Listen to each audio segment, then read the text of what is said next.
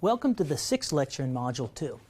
In the last lecture we talked about distributed version control, and in this lecture we'll talk about Git, which is a distributed version control system that's very popular and widely used in the Rails community. This was the distributed version control system that was used to create the Linux operating system, and as I've mentioned, it's widely used by the Rails community as well. Git provides a means, as we've already discussed, for distributed version control of comparing the differences between the various versions of a project and stores them as snapshots and allows you to merge them accordingly. You should think of Git as forming a tree. The various versions form a tree, and the main branch is called master. And then you can branch off of master. You can create branches off of masters. It could be different versions. They can be, you can have different versions along the master branch, and you can also decide to create a branch off of that if you're looking at a new feature, things of that nature. People create branches for various reasons. A lot of times it's to investigate a new feature, and you try and build it and then merge it back into the master branch once you get it working. These branches, as I've already mentioned, can be merged back into the master branch. Let's talk a bit more about the basics associated with Git. Git tracks files that can reside in 3 different locations. You should think of your working directory. This is where you're editing and working with files, the staging area, and then the repository itself. In addition, the files in your working directory can be in one of 2 states. They're either being tracked by Git or they're not being tracked. And then finally, tracked files can be in one of 3 states.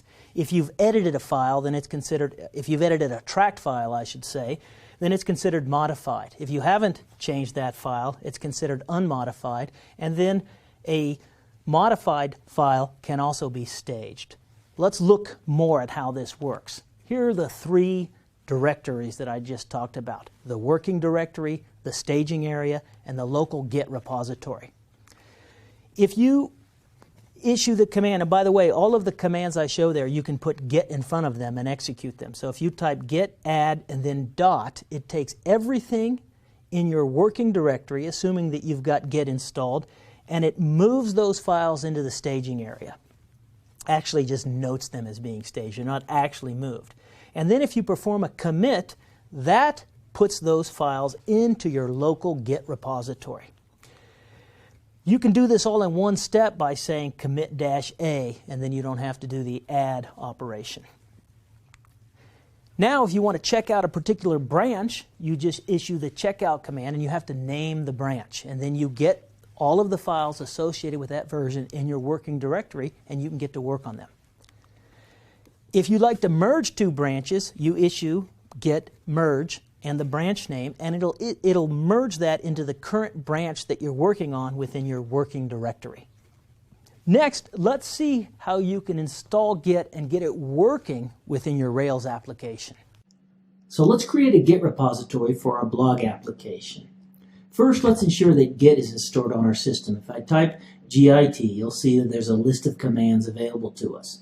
Next, let's cd to the blog directory, which is the root of the Rails application. This is where you want to create the Git repository. And we're going to use this command, the init command, to create an empty Git repository. And so if I type git init, it'll do that for me.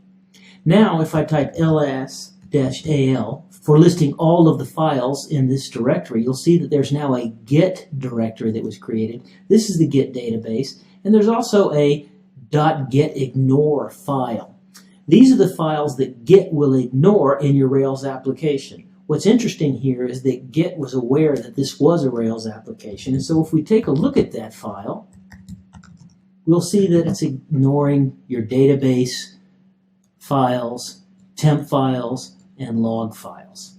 In order to begin tracking the files in this directory, except for the ones that are going to be ignored, and to add them to the staging area, we type git add dot for all of the files in this directory. And now, if we type git status, we'll see that there now are a number of new files that Git is tracking. If we type git commit-m, in order to make our first commit, and the -m allows you to add a message on the command line. So I'm going to say that this is my initial commit for my message, it will go ahead and create our first commit. This moves these files into the local Git repository. Now if I type git status, it will tell me that I'm on the master branch and there's nothing to commit because I've committed all the files in this directory.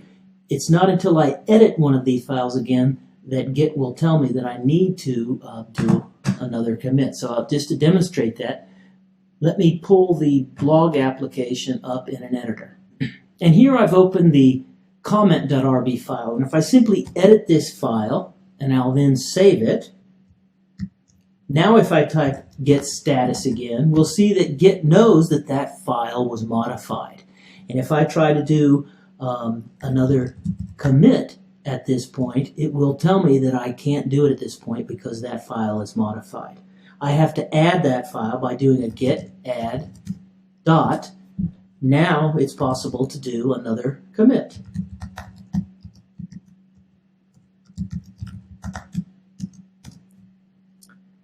So there we have it. We've done 2 commits, and we see that Git is smart enough to understand whether or not a file has been modified and prevent me from saving that file to the Git repository until I've put it in the staging area. I should also mention that the last 2 commands can be combined into one by typing git commit -a and then -m and then the message you'd like to include with the commit. So this takes the place of the git add and the git commit. You can do them all on one line by using the -a command for this add. Next, let's look at the case when you have a remote repository. So now we've gone through how to add and commit versions within a local repository, but in many cases you want to push those changes up to a remote repository so that others can grab them and use them. The command to do this is called push. You push to the remote repository and you have to specify which branch you'd like to push up to that remote repository.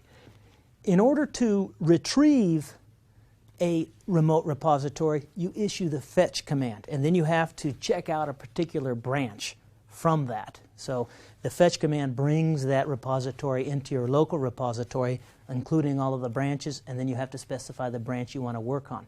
Alternatively, you can issue this pull command, and this pull command does a fetch, and then it checks out the most recent branch and makes that your master. I also showed this clone step here. The clone step is used to create the repository initially on your system. You do that once, and afterwards you can simply use pull commands to pull the remote Git repository onto your machine. So next, let's look at how you can work with a remote Git repository. We're going to do that with Bitbucket.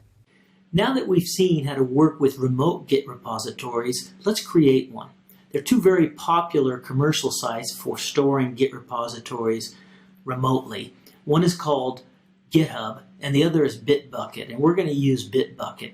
So please go to bitbucket.org and create an account for yourself. And notice that this is a free account, and you should be aware that we're going to use Bitbucket in order for you to submit some of your homework assignments.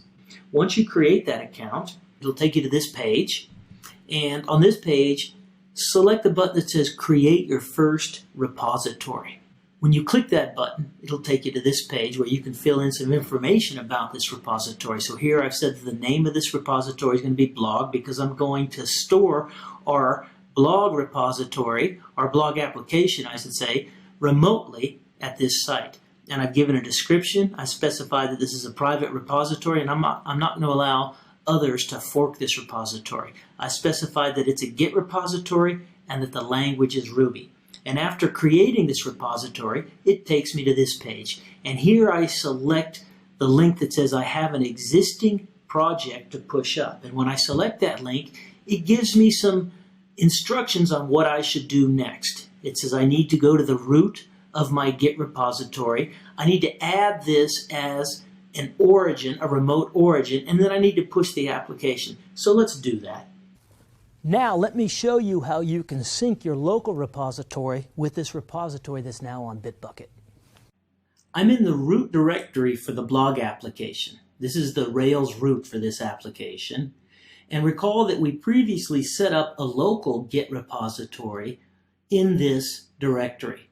In addition, we've also set up a remote Git repository at Bitbucket. The next step is to link the two. And when we created the Bitbucket remote repository, it gave us this command to use in order to link the two.